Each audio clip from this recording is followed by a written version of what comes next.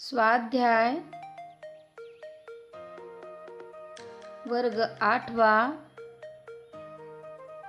विषय मराठी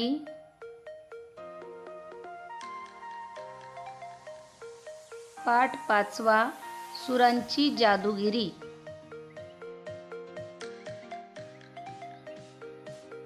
चौकटी पूर्ण करा. गाणाऱ्या जात्याच्या आवाजाची वैशिष्ट्ये.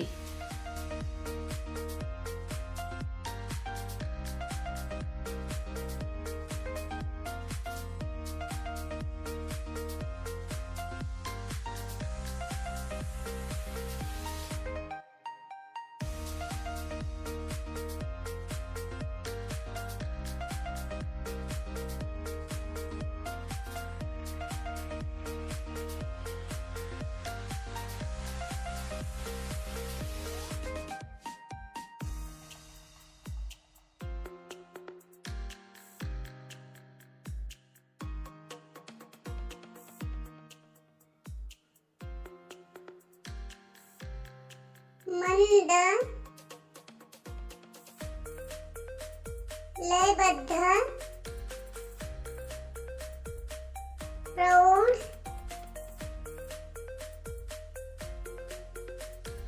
दमदार.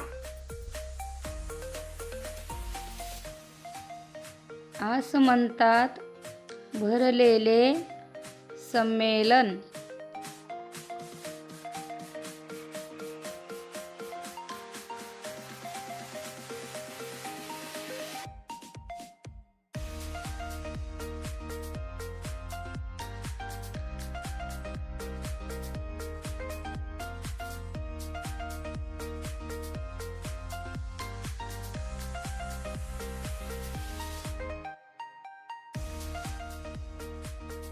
सुरांचे, शब्दांचे, आवाजांचे. एक किंवा दोन शब्दात उत्तरे सांगा. खेडे जिथे विसावते ते ठिकाण.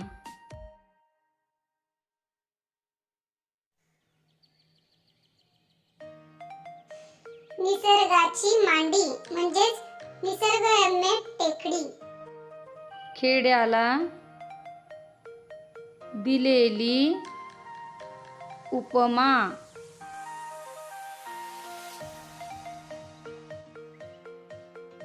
ताजी व टवटवीत.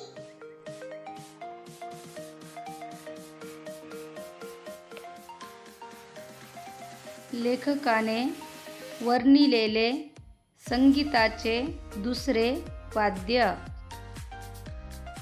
दळणाचे जाते. का ते सांगा. घरातल्या वस्तूंना स्वप्नील रूप प्राप्त होते कारण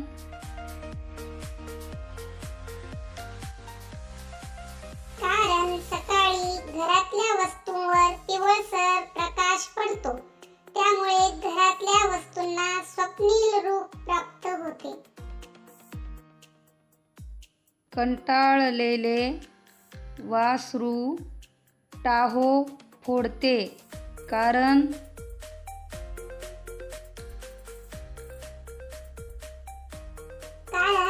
वासराला भूक लागली असते, म्हणून गायीची वाट पाहून कंटाळलेले वासरू टाहो फोडते. खालील वाक्यांचा तुम्हाला समजलेला अर्थ सांगा.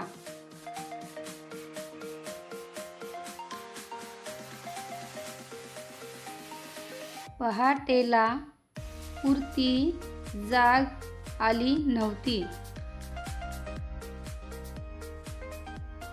अर्थ पूर्णतः सकाळ झाली नव्हती.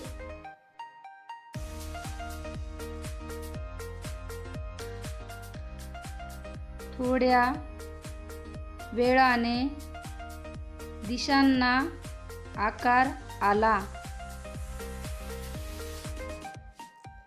अर्थ थोड्या वेळाने पूर्व दिशेने सूर्य उगवला. अंधाराला पिवळ्या प्रकाशाचा शिडकावा लागला.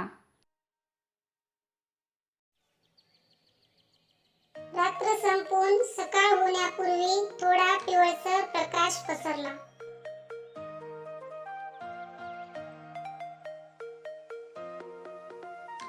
योग्य जोड्या लावा. अ गट. एक चिमण्यांची नाजूक चिवचिव म्हणजे जणू.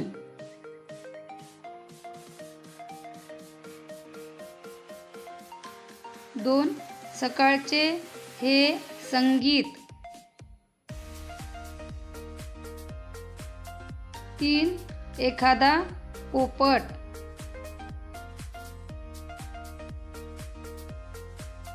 4 गोठ्यात बांधलेल्या जनावरांच्या गळ्यातल्या घंटा म्हणजे.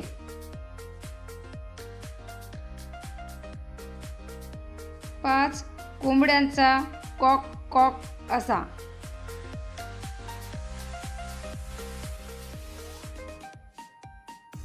ब गट.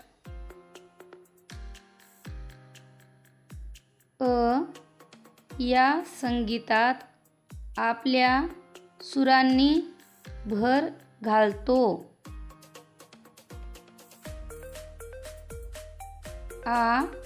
काचेच्या नाजूक बांगड्यांचा आवाज.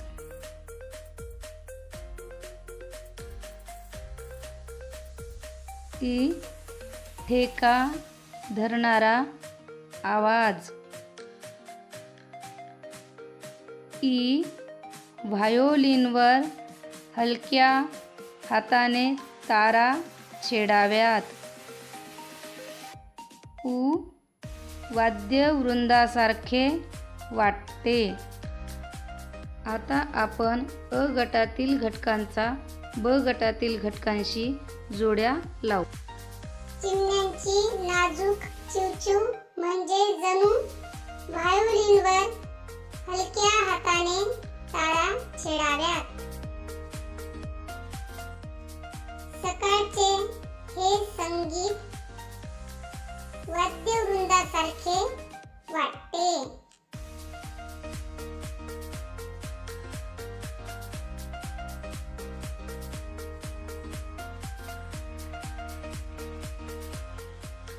एखादा पोपट या संगीतात आपल्या सुरांनी भर घालतो. गोठ्यात बांधलेल्या जनावरांच्या गळ्यातल्या घंटा म्हणजे काचेच्या नाजूक बांगड्यांचा आवाज.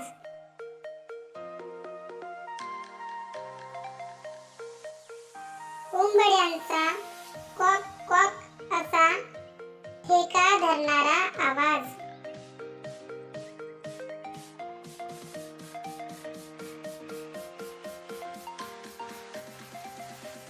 आवाजाची सोबत ही संकल्पना तुमच्या शब्दात सांगा.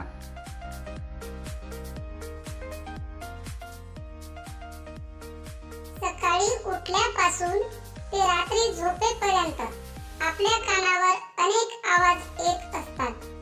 खेड्यातील मुलं कोंबड्याने दिलेल्या बागेने उठत असतील तर शहरातील मुलं त्यांच्या आईच्या आवाजाने. सकाळपासून रात्रीपर्यंत असे अनेक आवाज सर्वांच्या अवतीभोवती ऐकू येतात. अशा प्रकारे दिवसभर अनेक आवाज आपल्या सोबत असतात. दैनंदिन जीवनात सकाळच्या वेळी तुमच्या कानावर पडणाऱ्या आवाजांचे वर्गीकरण करा.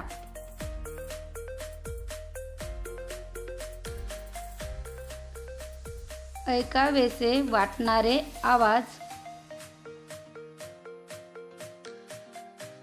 त्रासदायक वाटणारे आवाज.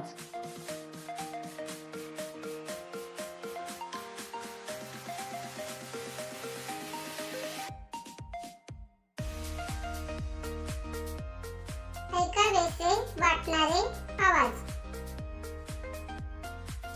1. पक्ष्यांचे मंजूळ आवाज. 2. आईचा लडीवाळ आवाज. 3. मंदिरातील प्रार्थनेचा आवाज. 4. आजीच्या आरतीचा आवाज. त्रासदायक वाटणारे आवाज. 1. मिक्सरचा आवाज. 2. गाड्यांचे आवाज. 3. लाऊडस्पीकरचा आवाज. 4. कुत्र्यांचे भुंकणे. भाषेतील सौंदर्य या दृष्टीने पाठातील वाक्ये शोधून सांगा. अगदी पहाटेलाही अजून पुरती जाग आलेली नसते. घराघरातल्या बायका कोंबड्याच्या बागेबरोबर जाग्या होऊन चिमणीच्या प्रकाशात गच्च अंधाराला पातळ करत झोपलेल्या जात्याला गायला लावतात. अंधाराला पिवळ्या प्रकाशाचा शिडकावा लाभलेला असल्याने घरातल्या साऱ्या वस्तूंना स्वप्नील रूप प्राप्त झालेले असते.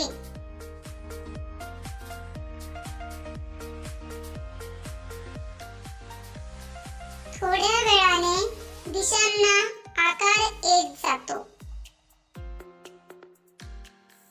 व्हायोलिनवर हलक्या हाताने तारा छेडाव्यात तशी चिमण्यांची नाजूक चिवचिव सुरू झालेली असते.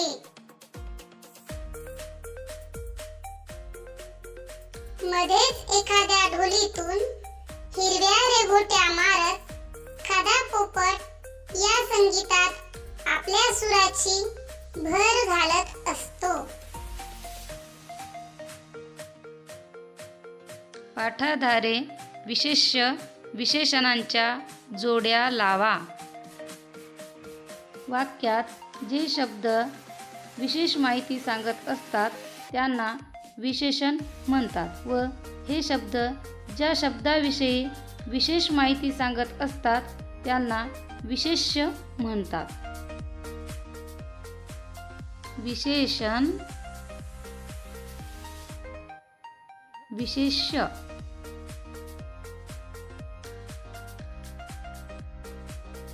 आसुसलेला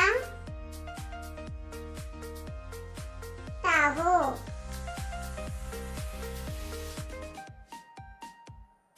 भरभरीत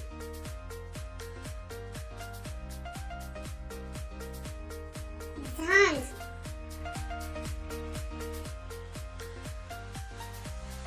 हिरटा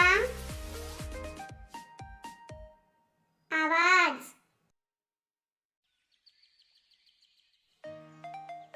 कुरेबाज ताण.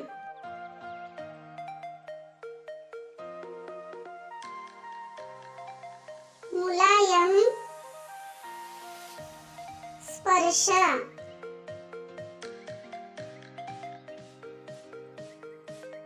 लढीवाळ मांडी.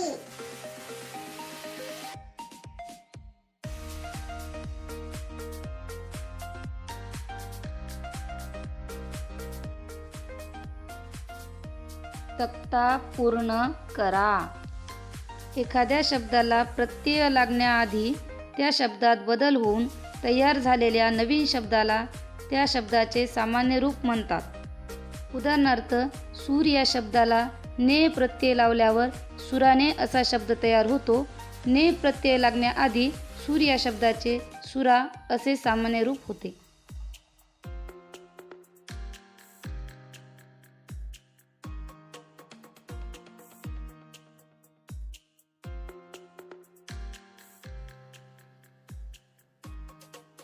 शब्द सुराने. सामान्य रूप सुरा. नि प्रत्यय लागलेला आहे आणि विभक्ती आहे तृतीया.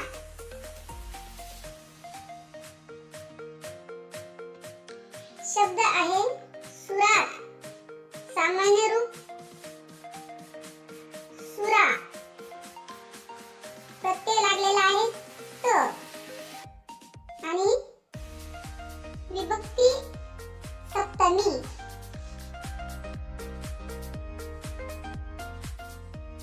शब्द आहे सुराचे. सामान्य रूप सुरा. प्रत्यय लागलेला आहे चे आणि विभक्ती षष्ठी. शब्द आहे सुराला. सामान्य रूप आहे सुरा. प्रत्यय लागलेला आहे ला आणि विभक्तीचा प्रकार द्वितीया. शब्द आहे सुराशी. याचे सामान्य रूप सुरा. प्रत्यय लागलेला आहे शी आणि विभक्ती आहे तृतीया.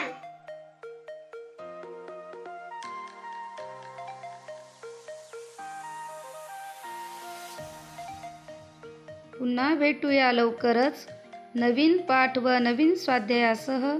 तोपर्यंत नमस्कार.